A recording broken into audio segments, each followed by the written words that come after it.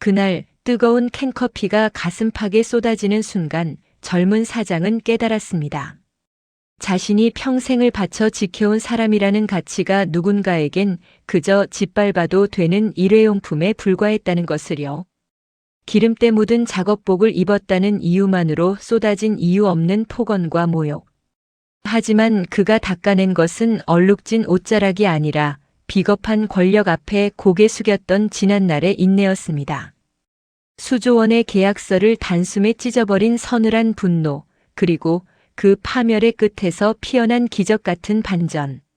진정한 갑의 자격이 무엇인지 인생의 낭떠러지에서 영혼을 팔지 않았던 한 남자가 세상에 던지는 뜨거운 외침. 모두가 안 된다고 말할 때 스스로 증명해낸 정의와 용기의 기록. 지금부터 그 긴 여정을 따라가 보겠습니다. 창밖으로 차가운 새벽 안개가 자욱하게 깔린 평택의 국가산업단지, 모두가 잠든 시간에도 불이 꺼지지 않는 공장이 있습니다. 정밀 기계 부품 분야에서 독보적인 기술력을 자랑하는 중소기업 다운글로벌의 본사 건물이지요. 건물 3층 사장실 안에는 34살의 젊은 대표 한승우가 책상 위에 놓인 낡은 작업복을 물끄러미 바라보고 있었습니다. 그 작업복은 30년 전 아버지가 공장을 처음 세웠을 때부터 입으셨던 곳곳에 기름때와 땀방울이 밴 가업의 상징과도 같은 물건입니다. 승우는 불과 1년 전까지만 해도 독일의 유명 자동차 부품 기업에서 촉망받던 수석 엔지니어였습니다. 그곳에서 그는 동양에서 온 기계 천재라는 소리를 들으며 탄탄대로를 걷고 있었지요. 하지만 갑작스러운 아버지의 뇌졸중 소식은 그의 인생 항로를 완전히 바꿔놓았습니다. 병실에 누워 야윈 손으로 아들의 손을 잡으신 아버지는 힘겹게 입을 떼셨습니다. 승우야, 우리 공장 식구들이 100명이 넘는다. 내 평생의 자부심이 길바닥에 나앉게 할 수는 없지 않니? 그 한마디에 승우는 화려한 연봉과 커리어를 뒤로하고 귀국행 비행기에 몸을 실었습니다. 사장에 취임한 직후 승우가 가장 먼저 한 일은 책상 앞에 앉아 결제 서류를 검토하는 것이 아니었습니다. 그는 매일 아침 작업복으로 갈아입고 현장 직원들과 함께 기계 기름을 닦으며 밤을 지새웠습니다. 현장을 모르는 경영자는 모래 위에 성을 쌓는 것과 같다는 것이 그의 확고한 철학이었기 때문입니다. 승우의 성격은 차분하다 못해 정적이 흐를 정도였습니다. 좀처럼 화를 내지 않지만 한번 결정한 일에는 타협이 없는 강단이 있었지요. 그는 직원들에게 항상 말했습니다. 기술은 거짓말을 하지 않습니다. 하지만 그 기술을 다루는 사람의 마음이 굽어 있으면 결국 그 기계는 고장나기 마련입니다. 다운글로벌이 이번에 개발한 초정밀 하이브리드 베어링은 국내 최대 유통 및 제조 기업인 현대유통과의 대규모 계약을 앞두고 있었습니다. 이 부품이 없으면 현대유통의 신규 스마트 물류 라인은 가동 자체가 불가능한 상황이었지요. 현대유통 측에서는 구매팀의 조 부장을 책임자로 내세워 연일 단가 인하를 압박해 오고 있었습니다. 조 부장은 업계에서 갑질의 화신으로 불리는 인물이었습니다. 하청업체 사장들을 자신의 발밑에 두고 흔드는 것을 권력의 증거라 믿는 사람이었지요. 계약 체결을 일주일 앞둔 날 승우는 조용히 김 비서를 불렀습니다. 김 비서님, 내일 현대유통 공장 현장 실사는 저 혼자 가겠습니다. 사장이라는 신분은 숨기고 현장 파견 직원으로 위장해서요. 실제 우리 부품이 들어갈 라인의 환경을 제 눈으로 직접 확인해야겠습니다. 김 비서는 우려 섞인 표정으로 물었습니다. 사장님, 굳이 그렇게까지 하실 필요가 있을까요? 상대 측 조 부장이 보통 까다로운 사람이 아니라고 들었습니다.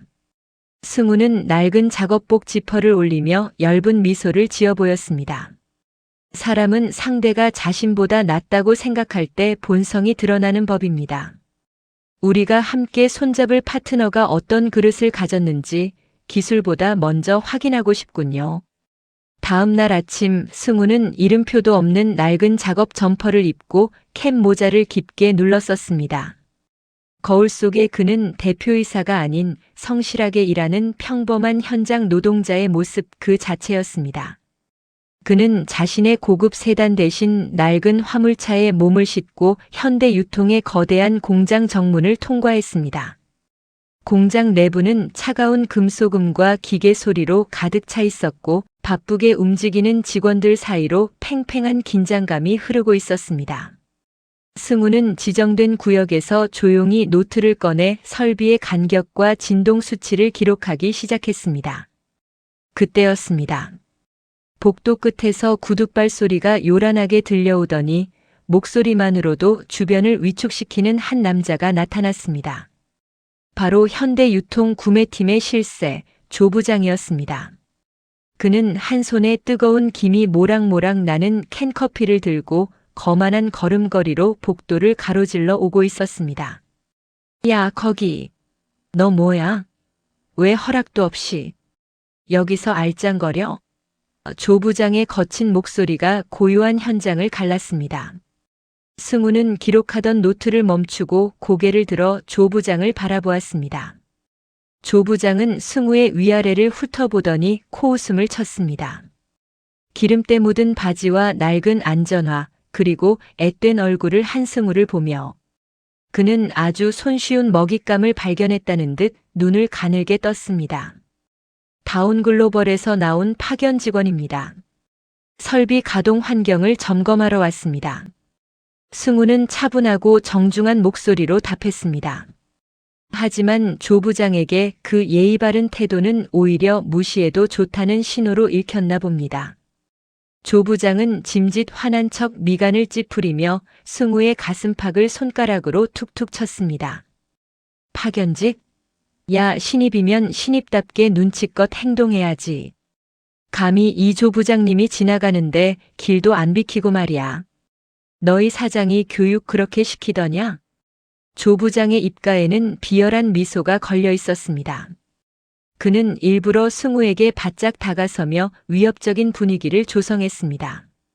주변에서 일하던 직원들이 숨을 죽인 채 그 광경을 지켜보았지만 누구 하나 선뜻 나서지 못했습니다.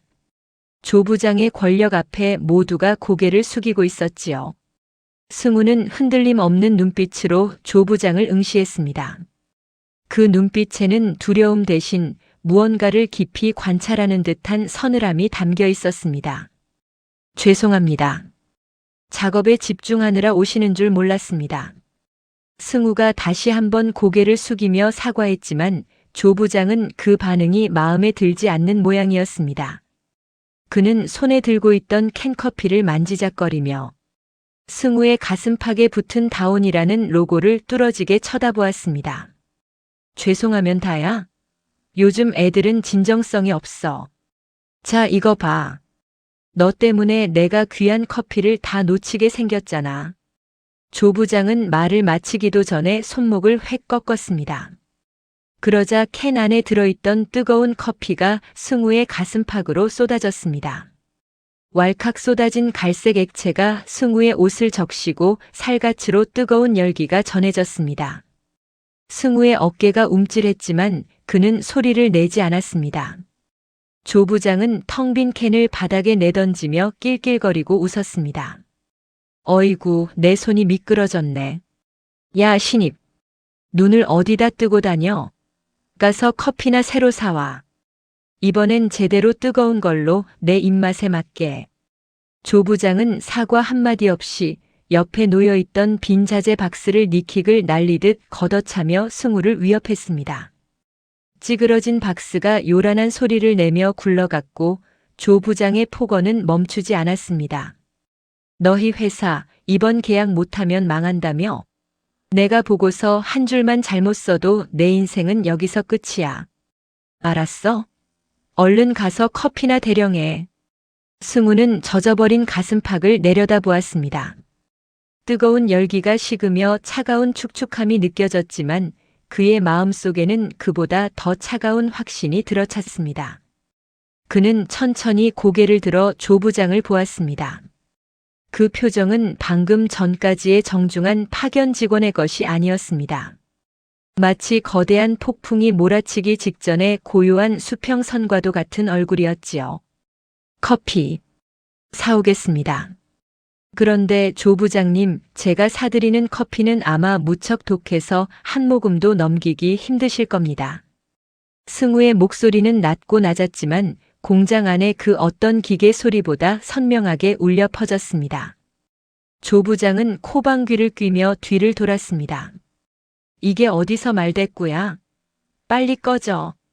멀어지는 조 부장의 등 뒤로 승우는 젖은 점퍼를 벗어 손에 쥐었습니다. 그리고 주머니에서 진동이 울리는 휴대폰을 꺼냈습니다. 화면에는 현대유통의 본부장 최상무의 이름이 떠 있었습니다.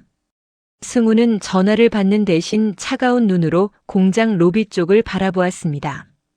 저 멀리서 정장을 차려입은 임원들이 허겁지겁 공장 안으로 뛰어들어오는 모습이 보였습니다. 그들의 중심에는 오늘 귀빈으로 오기로 한 다운글로벌의 사장을 영접하기 위해 잔뜩 긴장한 최 상무가 서 있었습니다. 공장의 소음은 여전했지만 승우를 둘러싼 공기는 이제 전혀 다른 방향으로 흐르기 시작했습니다. 쏟아진 커피는 이미 승우의 옷을 더럽혔지만 그 대가로 조 부장이 잃게 될 것은 단순한 옷 한 벌이 아닐 것임을 그 자리에 있던 그 누구도 아직은 알지 못했습니다. 승우는 천천히 하지만 아주 단호한 걸음으로 조 부장이 사라진 방향이 아닌 임원들이 모여있는 로비를 향해 걷기 시작했습니다. 그의 젖은 옷자락에서 커피 방울이 툭툭 바닥으로 떨어지며 짙은 자국을 남겼습니다. 그것은 곧 닥쳐올 거대한 파열음의 서막이었습니다. 젖은 점퍼를 한쪽 팔에 걸친 채 로비로 향하던 승우의 발걸음은 무거웠습니다. 단순히 옷이 젖어 무거운 것이 아니라 가슴 속에서 치밀어 오르는 차가운 실망감이 그의 어깨를 짓누르고 있었지요.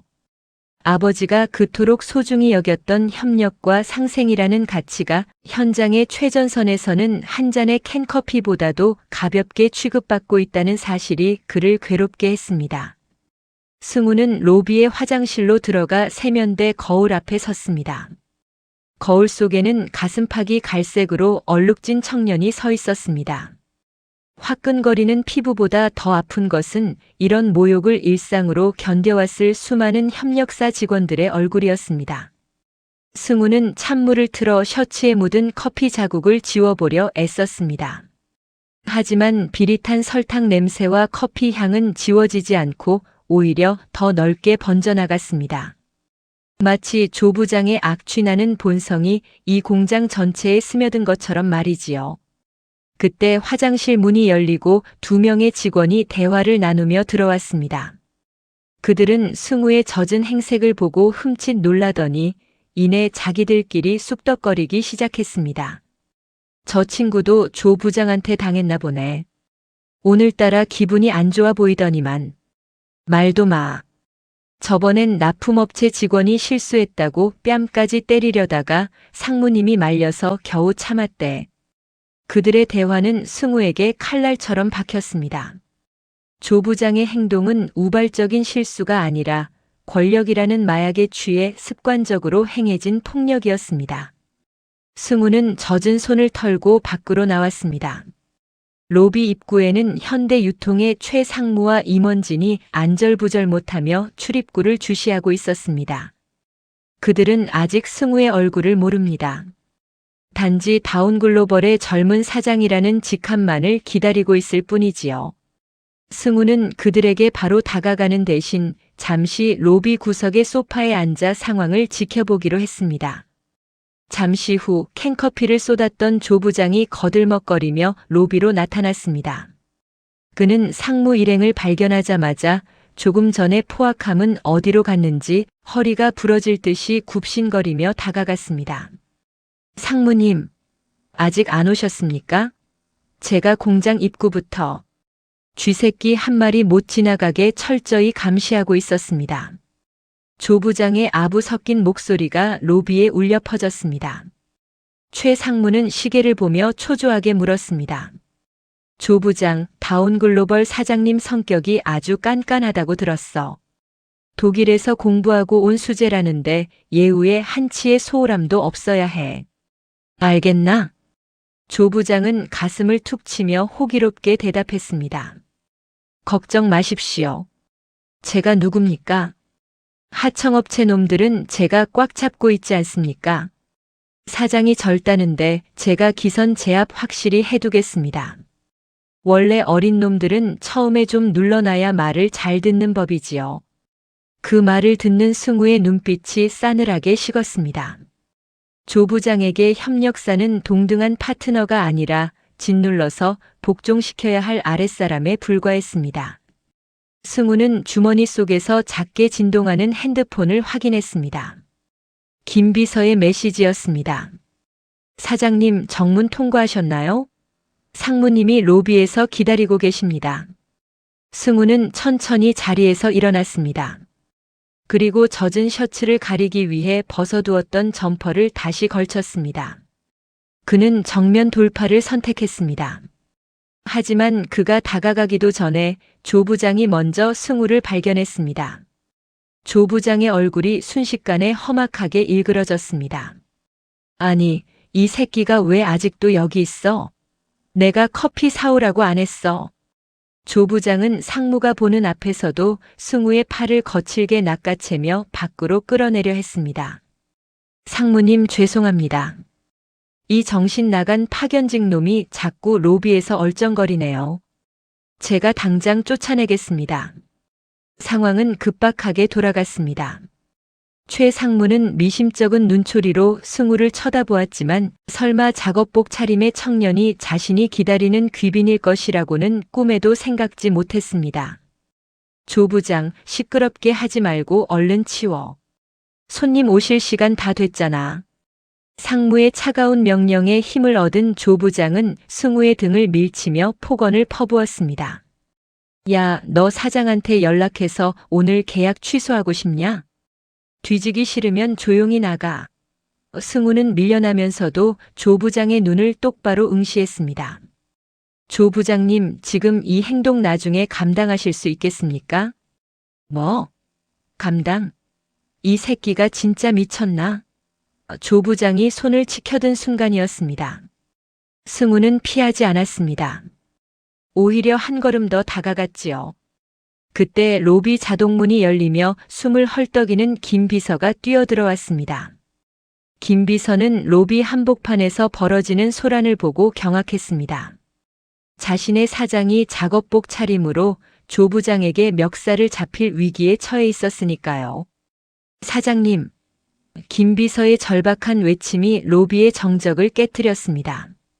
모든 시선이 한 곳으로 쏠렸습니다. 최 상무도 임원들도 그리고 승우의 팔을 잡고 있던 조 부장도 얼어붙었습니다. 조 부장은 자신의 귀를 의심하며 고개를 천천히 돌려 승우를 바라보았습니다. 사장? 누구? 이 자식이? 조 부장의 손에 힘이 풀렸습니다. 승우는 흐트러진 옷매무새를 가볍게 정리하며 차갑게 입을 열었습니다. 다운글로벌 대표 한승우입니다. 최 상무님, 이렇게 뵙게 되는군요. 최 상무의 안색이 순식간에 흑빛으로 변했습니다. 그는 급히 달려와 승우의 손을 잡으려 했지만 승우는 젖은 소매를 보여주며 정중히 거절했습니다. 손이 좀 지저분해서요. 조 부장님이 주신 특별한 커피를 몸으로 마셨더니 냄새가 좀 납니다. 승우의 말에 최 상무는 조 부장을 잡아먹을 듯이 노려보았습니다. 상황 파악이 끝난 조 부장은 다리가 풀린 듯 바닥에 주저앉았습니다. 아니, 저는 그냥 일개 직원인 줄 알고. 사장님, 그게 아니라. 조 부장의 목소리가 파르르 떨렸습니다. 하지만 승우는 더 이상 그를 보지 않았습니다. 최 상무를 향해 담담하지만 뼛속까지 시린 한마디를 던졌습니다. 상무님, 저희 아버지는 늘 말씀하셨습니다. 기계의 작은 볼트 하나가 빠지면 거대한 공장이 멈추듯 사람 사이의 신의가 무너지면 비즈니스는 성립될 수 없다고요. 오늘 제가 여기서 본 것은 현대 유통의 화려한 실적이 아니라 골마 터진 권위주의였습니다. 이런 조직과 우리 직원들의 땀방울이 서린 부품을 나누어야 한다니 참으로 참담하군요. 최 상무는 식은땀을 흘리며 연신 허리를 굽혔습니다. 한 사장님 오해입니다. 이건 조 부장 개인의 일탈입니다. 저희가 엄중히 처벌하겠습니다. 제발 노여움을 푸시고 회의실로 가시지요. 승우는 로비 벽에 걸린 현대유통의 슬로건 함께 가는 미래를 물끄러미 바라보았습니다. 그 글자가 너무나도 가식적으로 느껴졌습니다. 그는 결심했습니다. 단순히 사과 한마디를 받고 넘어갈 문제가 아니라는 것을요. 이들은 강자에게는 비굴할 정도로 낮아지지만 약자에게는 언제든 다시 발톱을 드러낼 사람들이었습니다. 승우는 김 비서에게 가방을 건네받으며 말했습니다. 회의실은 가지 않겠습니다. 오늘 계약은 전면 재검토하겠습니다. 상무님, 우리 부품이 없으면 현대유통의 신규 라인이 멈춘다는 것 누구보다 잘 아시지요? 하지만 저는 제 자존심보다 우리 직원들의 자부심을 지키는 것이 더 중요합니다. 승우의 선언에 로비는 충격에 휩싸였습니다. 현대유통 입장에서는 재앙과도 같은 통보였습니다. 조 부장은 이제 단순히 무례한 직원이 아니라 회사의 미래를 망친 역적이 된 셈이었지요. 승우는 뒤도 돌아보지 않고 로비를 빠져나왔습니다. 밖으로 나오자 차가운 바람이 젖은 셔츠를 스치며 체온을 빼앗아갔습니다. 하지만 그의 눈빛만은 그 어느 때보다 뜨겁게 타오르고 있었습니다. 차에 올라탄 승우는 핸들을 꽉 쥐었습니다. 아버지가 일궈온 회사를 지키기 위해 이번 계약은 반드시 성사시켜야만 하는 중대한 사안이었습니다. 당장 다음 달 직원들의 급여와 원자재 대금이 걸려있는 생존의 문제였지요. 하지만 그는 알고 있었습니다. 이번에 굴복하면 다운글로벌은 영원히 현대유통의 발밑에서 숨죽여 살아야 할 것이라는 사실을요. 승우는 창밖으로 멀어지는 현대유통의 거대한 공장 건물을 보며 나직이 의졸였습니다. 아버지, 제가 옳은 선택을 한 거겠죠? 그의 눈앞에는 앞으로 닥쳐올 거센 풍파가 그려졌지만 그는 더 이상 흔들리지 않기로 했습니다. 진정한 갑이 누구인지, 그리고 사람을 귀하게 여기지 않는 기업의 끝이 어떠한지 그는 자신의 방식대로 보여주겠다고 다짐했습니다.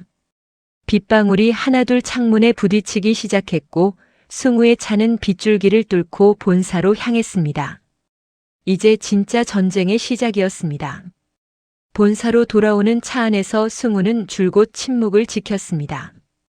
와이퍼가 빗물을 쳐내는 규칙적인 소리만이 차가운 정적을 메우고 있었지요. 김 비서는 백미러로 승우의 안색을 살피며 조심스럽게 차를 몰았습니다. 그가 아는 승우는 늘 합리적이고 계산이 빠른 경영자였습니다.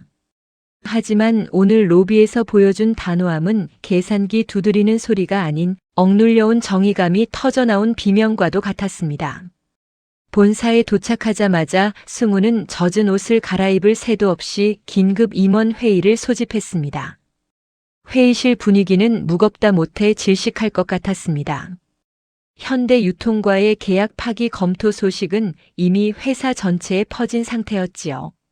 30년 넘게 아버지를 모셔온 박 전무가 가장 먼저 입을 뗐습니다. 사장님, 감정적인 건 이해합니다만 이건 회사의 생사가 걸린 문제입니다. 당장 이번 달 결제 대금만 해도 수십억입니다. 현대유통이 고개를 숙이고 들어오는데 이쯤에서 사과받고 적당히 넘어가야 합니다. 박 전무의 목소리에는 원망 섞인 걱정이 가득했습니다. 다른 임원들도 고개를 끄덕이며 동조하는 분위기였습니다. 승우는 창밖을 내다보며 대답했습니다. 전무님, 그들이 숙인 고개는 미안해서가 아니라 무서워서 숙인 겁니다. 우리 부품이 없으면 본인들이 죽으니까요. 하지만 상황이 역전되면 그들은 다시 우리를 짓밟을 겁니다. 조 부장이라는 괴물은 현대유통이라는 토양에서 자라난 결과물일 뿐입니다. 승우의 말은 틀린 데가 없었지만 현실은 냉혹했습니다. 오후가 되자마자 주거래 은행에서 연락이 왔습니다. 현대유통과의 계약이 불투명해졌다는 소문을 들었는지 대출 연장 심사가 까다로워질 수 있다는 통보였지요. 설상가상으로 현대유통 측의 압박도 본격화되었습니다. 최 상무는 수십 통의 전화를 걸어오더니 결국 승우의 집 앞까지 찾아왔습니다. 한 사장님, 내가 이렇게 직접 왔습니다. 조 부장은 대기 발령 조치했어요. 원하신다면 파면도 시키겠습니다. 단가도 5% 더 쳐줄 테니 제발 도장만 찍어주세요. 우리 라인 멈추면 저도 목이 달아납니다. 최 상무의 비굴한 모습은 안쓰럽기까지 했습니다.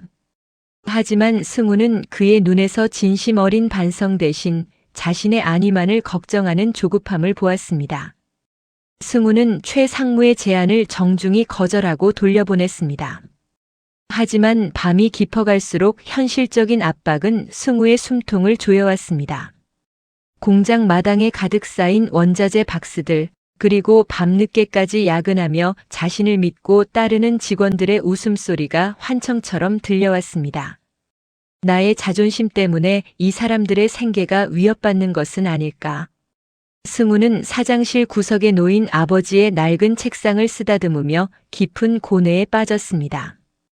다음 날 아침 공장 게시판에는 익명의 글이 올라왔습니다. 사장님이 젊어서 혈기를 부리는 바람에 우리 회사가 망하게 생겼다는 내용이었지요. 조 부장이 뿌린 악의적인 소문인지 아니면 불안에 떨던 내부 직원의 소행인지는 알 수 없었습니다. 승우가 식당에 들어서자 시끌벅적하던 분위기가 순식간에 조용해졌습니다. 직원들의 눈초리에는 불신과 불안이 서려 있었습니다. 승우는 밥 한 술을 제대로 넘기지 못하고 자리에서 일어났습니다. 오후에는 원자재 공급 업체 사장들이 들이닥쳤습니다.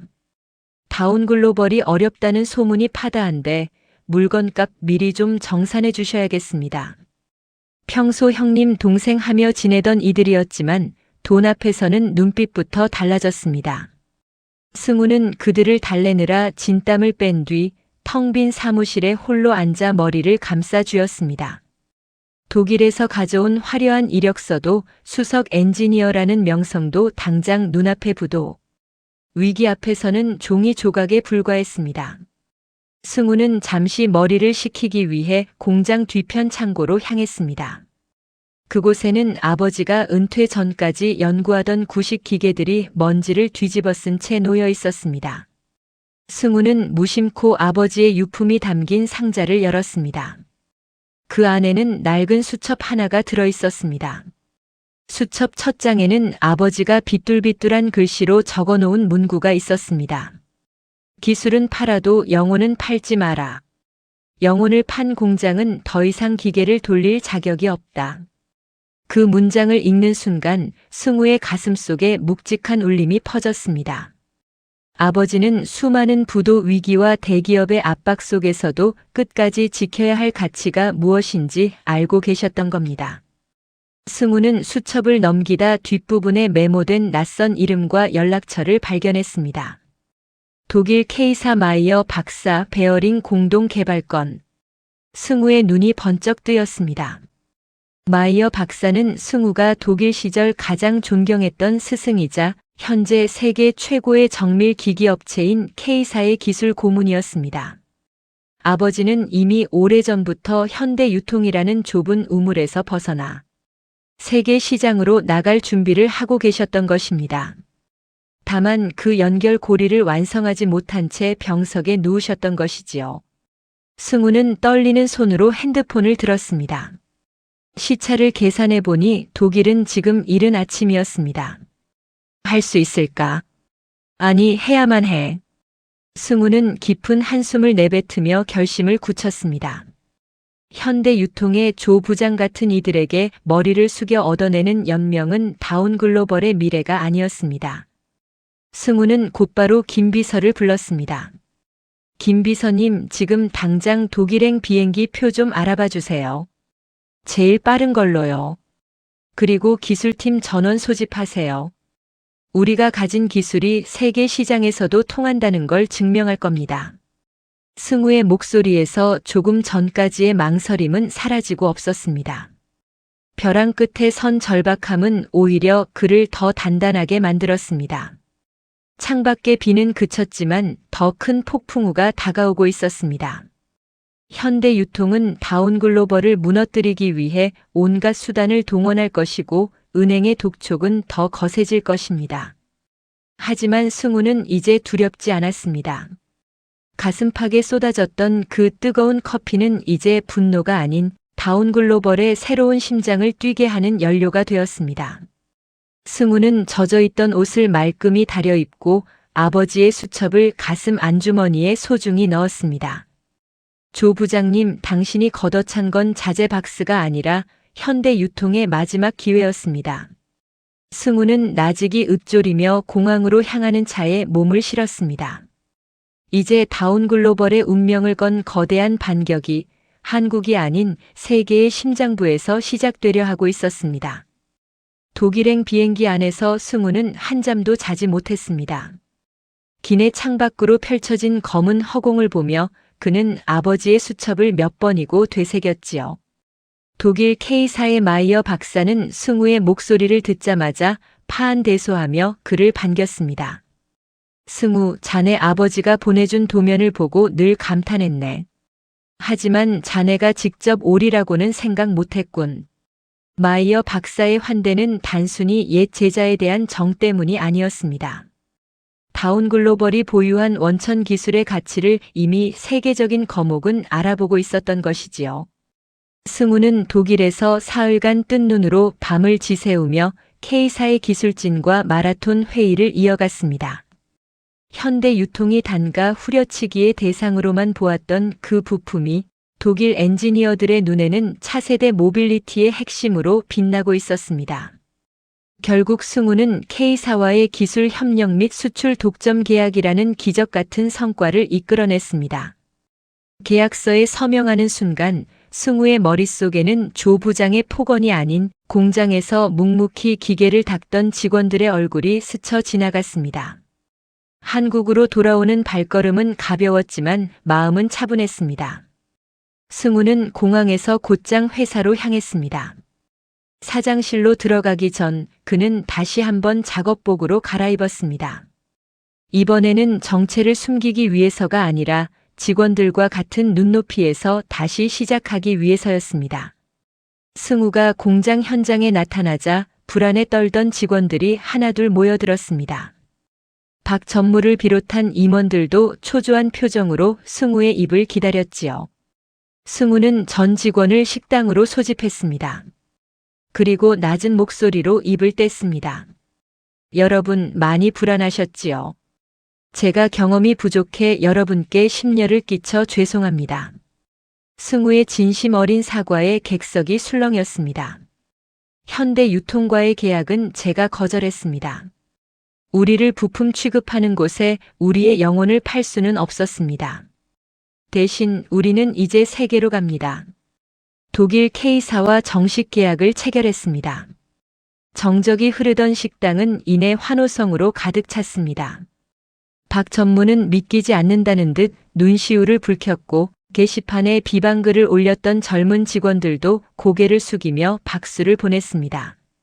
승우는 그들에게 다가가 한 명 한 명 손을 잡았습니다. 기술은 제가 가져온 것이 아닙니다. 여러분이 현장에서 지켜온 그 꼼꼼함이 독일 사람들의 마음을 움직인 겁니다. 이제 우리 제대로 된 대우받으며 일합시다. 그 시각 현대 유통은 아수라장이었습니다. 다운글로벌의 부품이 끊기자 신규 라인 가동은 무기한 연기되었고 독일 K사가 다운글로벌과 손을 잡았다는 소식에 주가는 곤두박질 쳤습니다. 최 상무는 사색이 되어 다시 다운글로벌을 찾았습니다. 이번에는 조 부장을 대동하고 말이지요. 조 부장은 며칠 사이에 몰라보게 수척해진 모습으로 승우 앞에 무릎을 꿇었습니다. 사장님, 죽을 죄를 지었습니다. 제가 미쳤었습니다. 제발 한 번만 살려주십시오. 제가 회사에서 쫓겨나면 저희 가족은 길바닥으로 나앉습니다. 조 부장의 오열은 처절했습니다. 승우는 그를 물끄러미 내려다보았습니다. 예전 같으면 분노가 치밀었겠지만 지금은 그저 측은한 마음뿐이었습니다. 권력의 단맛에 취해 자신이 괴물이 되어가는 줄도 몰랐던 한 인간의 말로였으니까요. 승우는 조 부장이 쏟았던 커피 자국이 희미하게 남은 바닥을 보며 말했습니다. 조 부장님, 당신이 무릎 꿇어야 할 사람은 제가 아닙니다.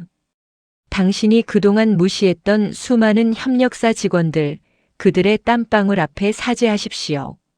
제 용서는 그분들이 용서할 때 비로소 의미가 있을 겁니다. 최 상무는 승우의 옷소매를 붙잡으며 애원했습니다. 한 사장님, 단가를 2배로 드리겠습니다. 제발 물량만 좀 돌려주세요. 회장님이 노발대발하셔서 저 정말 죽습니다. 승우는 최 상무의 손을 조용히 떼어냈습니다.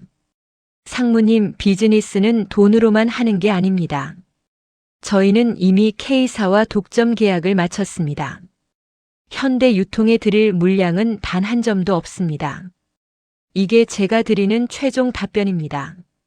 승우의 단호한 태도에 최 상무와 조 부장은 영혼이 나간 사람들처럼 회사를 빠져나갔습니다. 승우는 창밖으로 그들의 뒷모습을 보며 긴 한숨을 내뱉었습니다. 복수는 달콤한 것이 아니라 씁쓸한 교훈을 남기는 과정이었습니다. 이제 다운글로벌은 더 이상 누군가의 갑질에 휘둘리는 작은 회사가 아니었습니다. 세계가 주목하는 기술 강소기업으로 거듭날 준비를 마친 것이지요. 그날 저녁 승우는 아버지의 병실을 찾았습니다.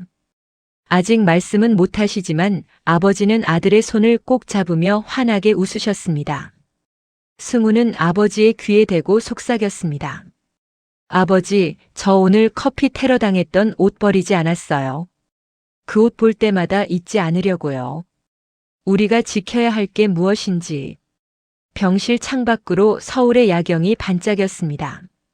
그 불빛 하나하나가 누군가의 소중한 일터이자 삶의 터전이라는 생각에 승우는 마음이 경건해졌습니다. 다음 날부터 공장은 활기로 넘쳐났습니다. 독일로 보낼 초도 물량을 생산하기 위해 기계들은 힘차게 돌아갔고 직원들의 얼굴에는 자부심이 가득했습니다.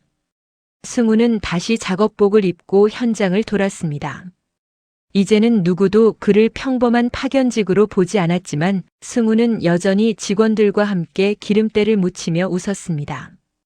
시련은 그를 꺾으려 했지만 오히려 그는 그 시련을 딛고 더 높은 곳으로 비상하고 있었습니다. 어느덧 해가 저물고 공장에 노을이 깔렸습니다. 승우는 공장 옥상에 올라가 시원한 바람을 맞았습니다. 이제 마지막 매듭을 지을 시간이 다가오고 있었습니다.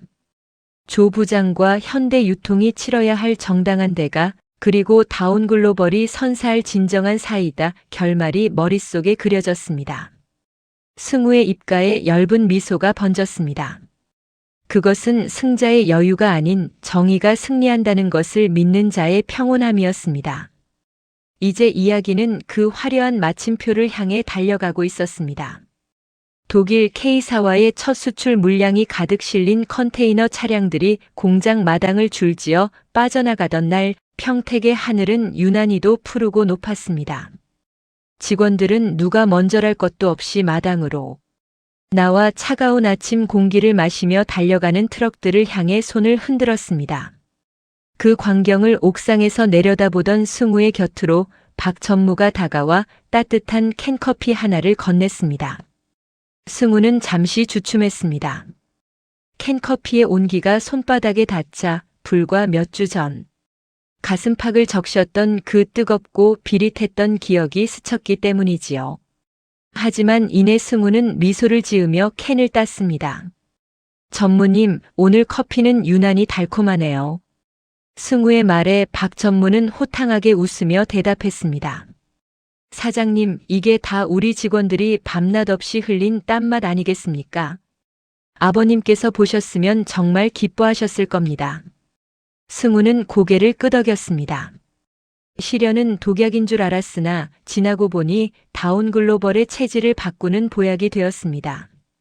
현대 유통이라는 좁은 울타리를 벗어나자 세계라는 더 큰 바다가 그들을 기다리고 있었으니까요. 반면 화려했던 현대유통의 본사 건물에는 연일 무거운 정적이 흘렀습니다. 다운글로벌과의 계약 파기로 시작된 물류대란은 결국 그룹 전체의 신뢰도 하락으로 이어졌습니다. 조 부장은 결국 해고 통보를 받았습니다. 단순히 무례함 때문이 아니라 그의 갑질이 회사의 핵심 파트너십을 파괴했다는 배임에 가까운 책임이 물어진 것이지요. 그는 회사를 떠나는 날까지도 로비에서 소리를 지르며 난동을 부렸지만 누구 하나 그를 동정하는 사람은 없었습니다. 조 부장은 짐을 싸들고 나온 길로 다운글로벌을 다시 찾았습니다. 마지막으로 승우의 바짓가랑이라도 붙잡아 보려는 심산이었겠지요. 하지만 승우는 그를 사장실로 들이는 대신 공장 정문 앞 작은 벤치에서 만났습니다. 수척해진 조 부장은 승우를 보자마자 바닥에 머리를 찌우며 횡설수설했습니다. 사장님, 제가 잘못했습니다. 제발 구상권 청구 소송만은 막아주십시오. 제 집이 날아가게 생겼습니다. 제 자식들은 무슨 죄입니까? 승우는 조 부장의 굽은 등을 물끄러미 바라보았습니다. 한때 세상을 다 가진 양 호통치던 그 기세는 온데간데 없고 그저 탐욕과 공포에 찌든 가련한 노병만이 남아 있었습니다. 승우는 나직이 입을 열었습니다. 조 부장님, 당신의 가족이 소중하듯 제가 지키고 싶었던 것도 우리 직원들의 가족이었습니다. 당신이 던진 커피 한 잔은 제 옷만 더럽힌 게 아니라 성실하게 일하는 사람들의 자부심을 더럽힌 겁니다. 승우는 주머니에서 종이 한 장을 꺼내 조 부장에게 건넸습니다. 그것은 다운글로벌이 현대유통을 상대로 준비했던 손해배상 청구 포기 각서였습니다. 이게 제가 드릴 수 있는 마지막 배려입니다. 소송은 취하하겠습니다. 하지만 이것이 당신의 행동이 옳았음을 뜻하는 건 아닙니다. 남은 인생은 누군가에게 상처를 주는 권력이 아니라 누군가를 돕는 진실함으로 사시길 바랍니다. 조 부장은 떨리는 손으로 종이를 받아 쥐고 한참을 흐느꼈습니다. 승우는 더 이상 뒤를 돌아보지 않고 공장 안으로 발걸음을 옮겼습니다. 계절이 바뀌어 공장 마당의 목련이 꽃망울을 터뜨린 즈음 승우는 아버지의 퇴원 소식을 들었습니다. 비록 지팡이에 의지해야 했지만 아버지는 자신의 발로 직접 공장을 찾으셨습니다. 아버지는 몰라보게 활기를 띤 공장 내부를 둘러보며 자식 같은 직원들의 손을 일일이 잡으셨습니다. 그리고 사장실 책상 앞에 선 아들에게 말씀하셨습니다. 승우야, 고생 많았다. 내가 못한 일을 내가 해냈구나. 기술보다 사람을 먼저 본 내 진심이 이 공장을 살린 게야. 승우는 아버지의 야윈 어깨를 꼭 안아드렸습니다. 아니에요, 아버지. 아버지가 일궈놓으신 그 단단한 뿌리가 없었다면 저도 흔들렸을 겁니다. 저는 그저 잎사귀 몇 개 더 틔운 것뿐이에요. 두 부자의 모습 위로 창밖에 따스한 햇살이 쏟아졌습니다. 승우는 그날 이후로도 매일 아침 작업복을 입습니다. 이제 그 작업복은 고난의 상징이 아니라 현장과 호흡하며 함께 성장하겠다는 다운글로벌의 약속이 되었습니다. 다운글로벌의 성공 사례는 업계에 큰 반향을 일으켰습니다. 을의 반란이라 불리던 이 사건은 많은 대기업의 파트너십에 대한 경종을 울렸고 수많은 중소기업 사장들에게는 자부심을 심어주었습니다. 승우는 가끔 대학이나 세미나에 강연자로 초청받을 때마다 늘 같은 말을 남깁니다. 갑과 을은 계약서에 적힌 단어가 아닙니다. 서로가 서로의 부족함을 채워줄 때 우리는 비로소 우리가 됩니다. 커피 한 잔의 온기가 누군가에게는 화상이 되지만 누군가에게는 다시 시작할 힘이 된다는 것을 잊지 마십시오. 이제 승우의 책상 위에는 독일 K사로부터 온 감사패와 함께 직원들이 생일 선물로 준 작은 머그컵이 놓여 있습니다. 그 안에는 김이 모락모락 나는 향긋한 커피가 담겨 있지요. 승우는 커피 한 모금을 머금으며 창밖을 봅니다. 저 멀리 새로운 꿈을 싣고 달리는 트럭들의 엔진 소리가 마치 웅장한 교향곡처럼 들려옵니다. 어제보다 나은 오늘을 만들고 오늘보다 빛나는 내일을 꿈꾸는 사람들. 그들이 흘리는 정직한 땀방울이 배신당하지 않는 세상을 위해 승우는 오늘도 기꺼이 현장으로 나갑니다. 낡은 작업 점퍼 지퍼를 올리는 그의 손길에는 망설임이 없습니다. 길가에 핀 작은 풀꽃조차 햇살을 향해 고개를 드는 평화로운 오후, 다운글로벌의 기계들은 오늘도 세상을 움직이는 가장 정직한 소리를 내며 힘차게 돌아가고 있습니다. 이야기는 여기서 끝이 나지만 승우와 다운글로벌의 여정은 이제 막 시작되었을 뿐입니다. 우리 주변 어딘가에서 지금 이 순간에도 묵묵히 자신의 자리를 지키는 수많은 한승우들에게 이 이야기가 작은 위로와 용기가 되었기를 바라봅니다. 당신이 지켜온 그 진심은 결코 헛되지 않을 테니까요. 영상이 마음에 드셨다면 구독과 좋아요 부탁드립니다. 그리고 여러분의 이야기를 댓글로 들려주세요. 당신의 한마디가 또 다른 변화를 만듭니다.